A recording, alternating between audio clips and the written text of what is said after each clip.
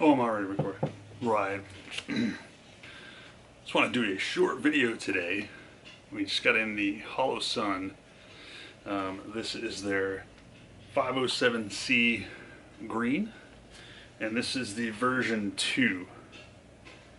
And I'm not sure how I can tell that may be the HE and the part number here. I don't know. When I ordered it from Optics Planet, it was the version 2.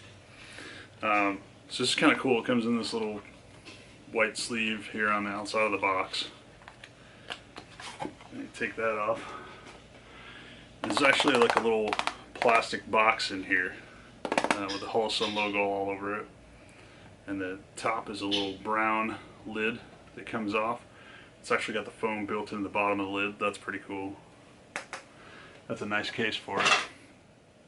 You've got mounting screws in here. So if you want to mount it to your pistol, or if you want to screw it down into the Picatinny mount it comes on.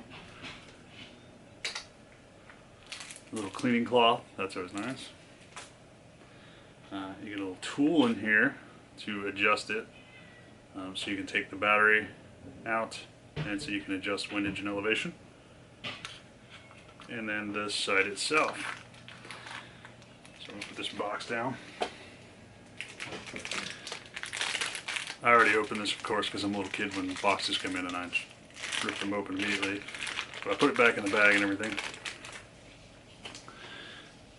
So there we are. Now when it came on this, it was on here pretty good, and now it's a little flimsy because I broke it off, but I broke it, but broke the seal. Whatever was holding it on here is not holding it so well. But it comes on the little Picatinny rail mount here. Look at the sight.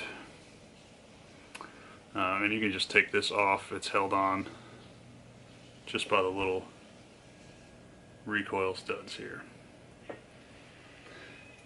So this thing is pretty cool. This is the version 2 of the 507C. And I chose the green reticle because I just happen to like green reticles better than red. I find it easier to pick them up against bright objects. So these are cool. They redesigned the buttons on this version 2. If you can see this, if it'll focus. These are larger buttons on here now.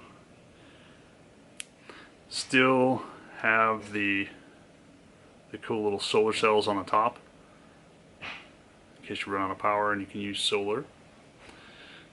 And then for this generation, they fixed those buttons, and then they added this side-mounted battery compartment. So you don't even have to take it off anymore to change the battery. That's really, really cool. And then, oh, the reticle's on. I must not have turned this off. Set it to motion activation or something. So one thing I didn't read and I didn't see anywhere, I'm going to see if we can focus. It's going to make that reticle look like it's a bazillion miles away. It looks obviously better in person. There you can see the little green reticle there.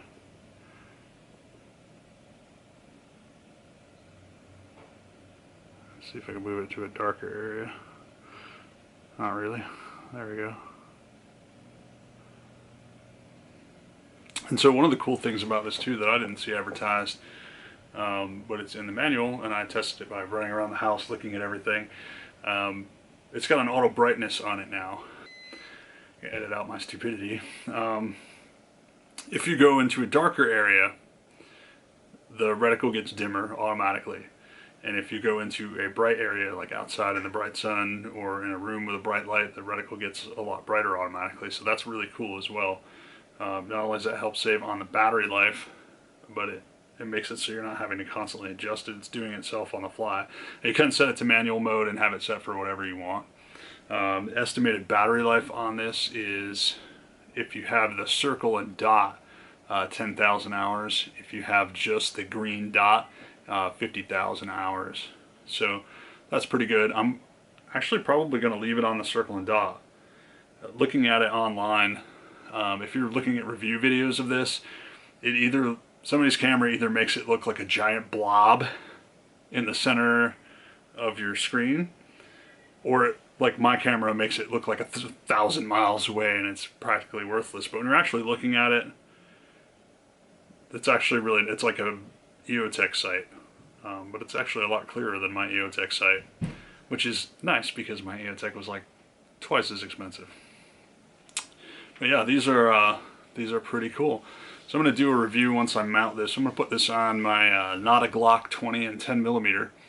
Once I get it all working, I've got to fix some things on there. I'm going to put out a video about making that.